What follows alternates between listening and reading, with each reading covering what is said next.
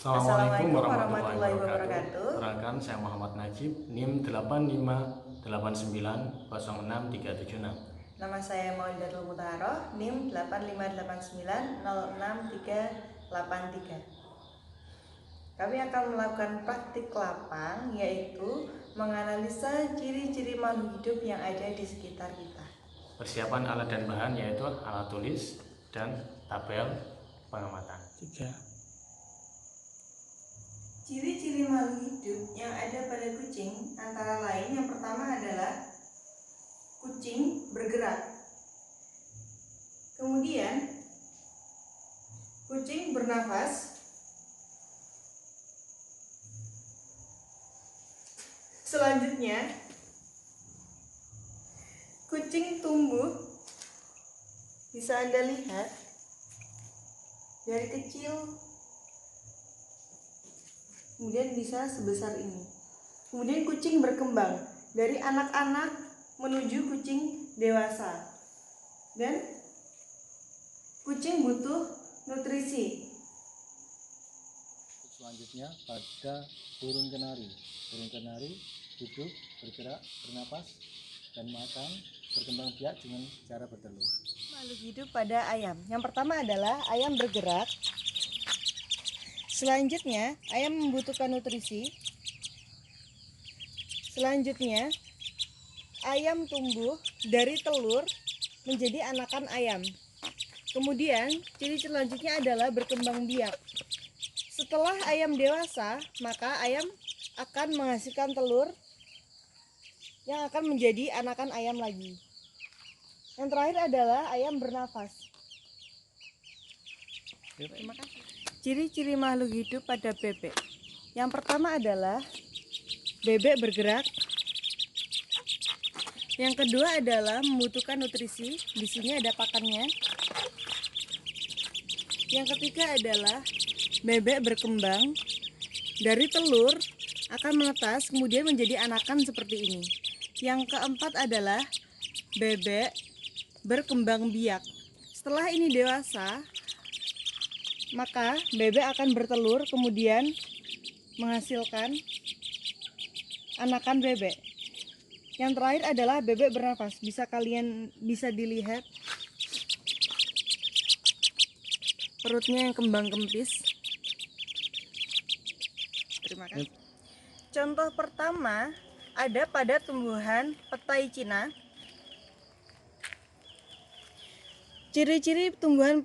Ciri-ciri makhluk hidup pertama adalah bergerak. Bisa Anda lihat di sini sekarang adalah jam 14:15. Daun petai Cina mulai menguncup, mulai menangkup. Ciri-ciri makhluk hidup yang kedua adalah butuh nutrisi. Di sini akar petai Cina menancap ke tanah untuk mengambil sari-sari makanan yang ada di dalam tanah.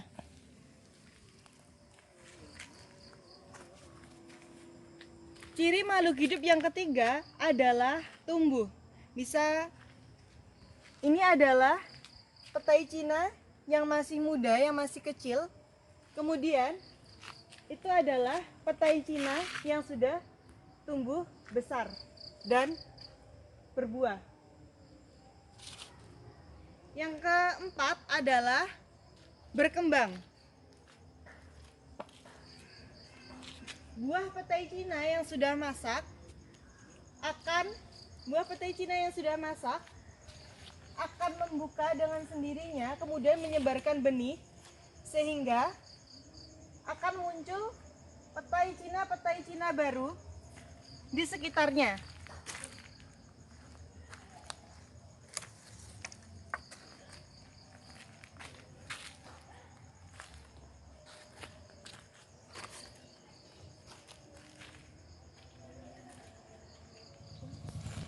Ciri-ciri makhluk hidup pada tumbuhan turi adalah sebagai berikut. Yang pertama adalah pohon turi membutuhkan nutrisi. Nutrisi pohon turi diambil oleh akar pohon turi yang menancap di dalam tanah. Kemudian pohon turi tumbuh. Anda bisa lihat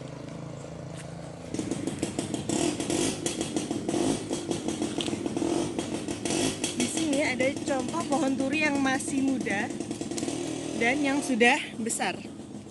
Kemudian pohon turi juga berkembang biak. Pohon turi akan setelah berbunga, pohon turi akan menghasilkan biji